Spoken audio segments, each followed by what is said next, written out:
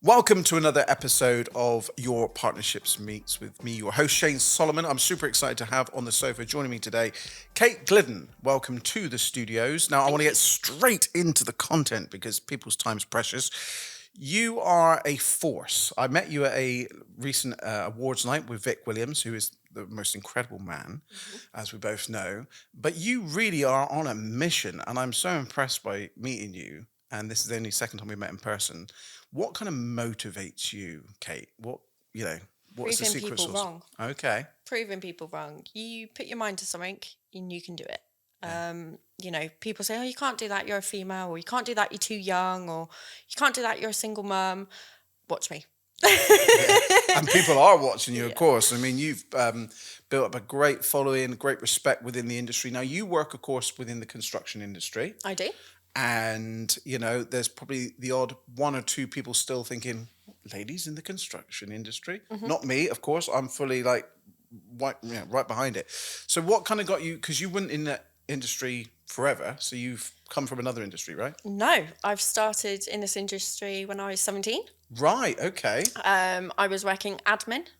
My boss at the time, Simon, he's still my mentor, so shout out to you, Simon.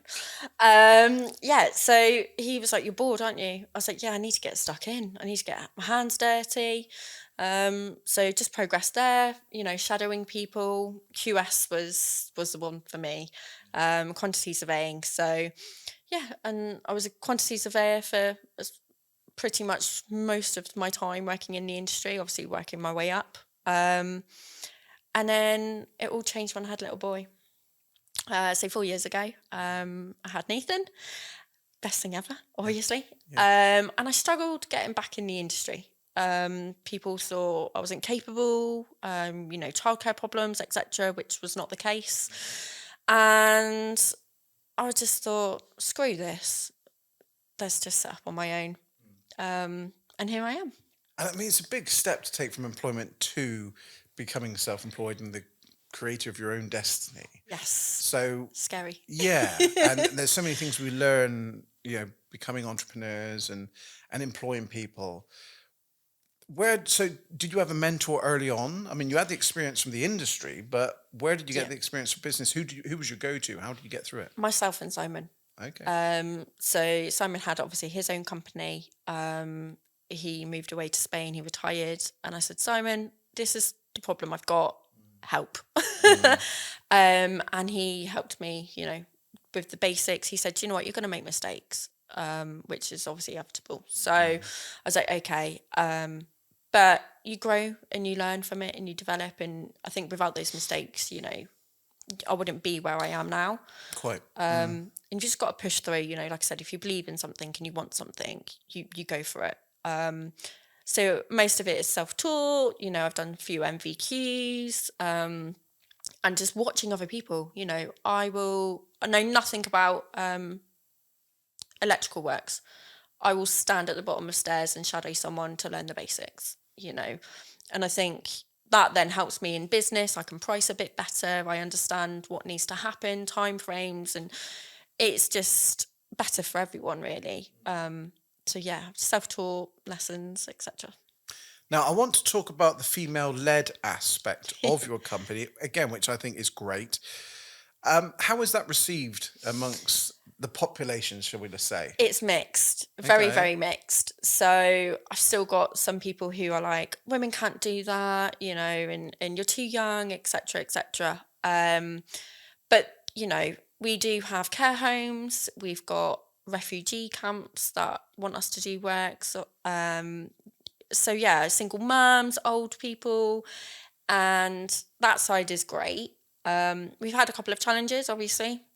But just look at our work. I don't need to talk about who we are or what we do. Just come to the site, see what we've done, see what we're in the middle of doing, and that's enough for me. I think that proves everything I need to prove. Well, I was saying to you in the kind of green room area before we came into film, it's that, you know, everyone's equal, right? And Hmm. I can't believe we're still living in a world where people don't think that. Yes. But it's still a problem, really, isn't it? It's still quite a big problem. I Yeah. mean, 17% of the construction industry is female, but 4% of them are only on site. The rest are behind the scenes. Mm. And I would love to change that. And, I think it's a slow burner. There's not enough training available out there. You have to do an apprenticeship. You can't just walk into a training provider and go, here's 10 grand, I want to do the course. That doesn't really happen. And I think I personally take people on and try and train them up outside of the apprenticeship side of it. So I try and go down the MVQ route.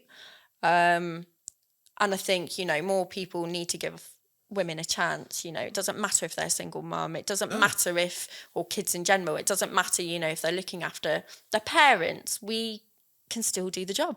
Yeah. No, absolutely. I want to talk about networking.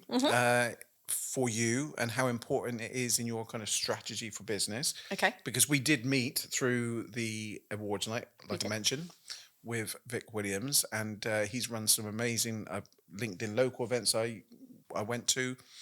And so where does networking fit within your business and you personally as Kate? Yeah, so FIR Construction aside, I just want to make awareness that construction is for anyone and everyone. Most of the people that I speak to, it's all about muddy boots. It's not. How do you think drawings are produced? You've got architects, structural engineers, and it's just about, going out. I do a lot with schools and charities and just making awareness in general of this is what you're capable of. I've not come from the best background, and I had support. I had a great mentor, Simon. And it's sort of just proving, that if I can do it, anyone can do it. And it's just showcasing and showing the opportunities available. And for me, I love helping people. I can't stand around. Even earlier, can I help you set up anything? I know. I don't like standing around, and I just want to help people. So networking for me is, how can I help? How can I make awareness, or are there any opportunities? I might not be able to do it myself, but oh wait, I know Vic Williams, or Yes. I know, other people. So it's just getting out there really. And I think without networking, you don't really have a brand, you don't really have anything. I always wish I discovered it earlier in my journey. I know we can't live life with regrets, but if I had my time again, my advice to anyone starting is just get networking as soon as you can. Yes. And start building those relationships, because it's not about turning up to an event or something like that and just handing your business cards out to get the business. It is really about building those strong relationships so that you can make a good referral and giving and helping. And it's in giving that we receive and all the rest of it, right? So for me, that's what I would do if I did have my time again. Of course, there's that flip side where you can do too much and you've got to be there's so many events going out that we're on your partnerships meets here, but there's so many other great networks out there. And, you can end up spending a lot of time doing that. So you've got to be a little bit strategic in how many you go to and the people that you are likely to meet there. Would you agree with that? As well, I do agree with that, but it's also, like we touched upon earlier in the green room, you don't remember the company, you remember the person within that company. Exactly. So, you want to go and work with XYZ. Oh yeah, but I didn't really like them. I didn't get a good vibe. You probably wouldn't work with them.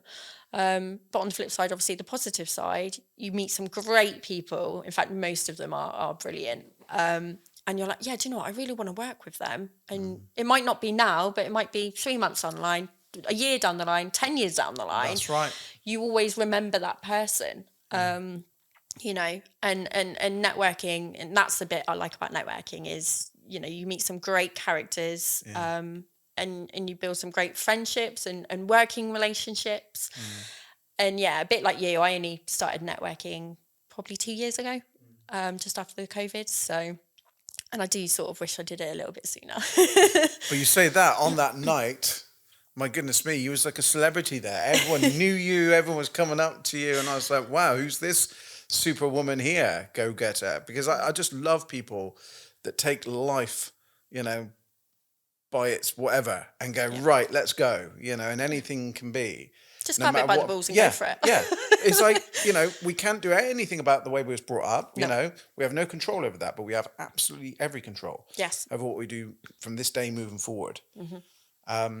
So what's the next? I'm not a huge guy for like huge 5-year plans and things, but the next 12 months, how's that going to pan out for you? What's the exciting things going on? So we are potentially working abroad. Really? Yes. So Somewhere warm yes. where the beer flows like wine and, Maybe, yeah. So I used to work in the dockyard. I've got a few connections. So it looks like we're going back out to the Middle East Really? to do some work. Yes. Wow. So I'm super excited. I can see a podcast going abroad. So yeah, that and just growing, but steadily and sustainably. I don't want to overtrade. I don't want to get too big for your boots. I'm quite happy as I am. We've got some great clients at the moment. And I just want to sort of work on that. I don't care about, I've got 10 million turnover, I've got this, like none of that matters. I enjoy what I do and we're making money. Obviously that is the whole point of business. And it's just, I'm just in a really good position at the moment and I just want to grow on that. So when you're not working on the business and you've got time for hobbies, and I know you've got a child, so that's a full-time job in itself, but what are your hobbies? What do you like to do? I love motorsport. Okay. So Formula One, BSB. I love traveling, hopefully going to Singapore this year to see Formula One. And camping, I just love taking me and my boy going away from technology, no computers, no phones, and just enjoying nature and getting on the kayak. We've got a kayak, so nice. Yeah. Well, I've got plenty of contacts here in Cornwall for a campsite, so just sing at a few. So if you ever need any recommendations and being looked after with a special discount button, you let me know and I'll hook you up. Perfect. And where are you with Speedway? Would you like Speedway at all? The bikes when they go around the track. I do in Plymouth. That's my local one. So right, really? Okay. Yeah. Well, we've just taken them on as a client. That's the only reason. I'm thinking I've not been up there, so I've got to go up there. Okay. And I'm thinking, if there's a chance, I'll invite you along as my guest or something. That'd be great. We'll go and watch some Speedway. Yeah. Well, look, Kate, it's been an absolute pleasure to catch up with you today, and I've only just tipped the surface of how much I want to know about you. But this is a podcast that needs to go out on LinkedIn, so we try and keep them within 10, 15 minutes. But is there anything you want to mention that I've not kind of asked you about, prompted you about, that you want to kind of get out to the world or not? Not really. I mean, the most popular question I get asked is, what does FIR Construction stand for? Go on. And a lot of people go female, and I'm like, no. It stands for fairness, inclusion, respect. But it also stands for fair like the tree, because we're sustainable. So, yeah. Ticking all the boxes, Kate. It's better than KG Construction. Yeah. We were talking about that as well, how people just choose the name, Yeah. Yeah. John Smith Plumbing is like, really? Come on. Work a little bit harder. Come on. Well, look, it's been an absolute pleasure. Thank you so, so much. I look forward to seeing you more in the future, and probably at the next awards as well. Because I think we're both agreeing we're going to support Vic with the next ones as well. Yes. And have the most amazing remainder of your day. Thank you. Back to site. Oh, I love it. Back to site. Well, look, if you're not already connected to Kate, make sure you do so. Here on my LinkedIn, somewhere around, I would have tagged Kate in. And right here, just click here. As always, my thanks to Jay Kennett, who's produced the podcast for us here today at Corker Media Studios. And on behalf of your partnerships, I'll see you in the next episode. Thank you very much. Thank you. Kate. Bye.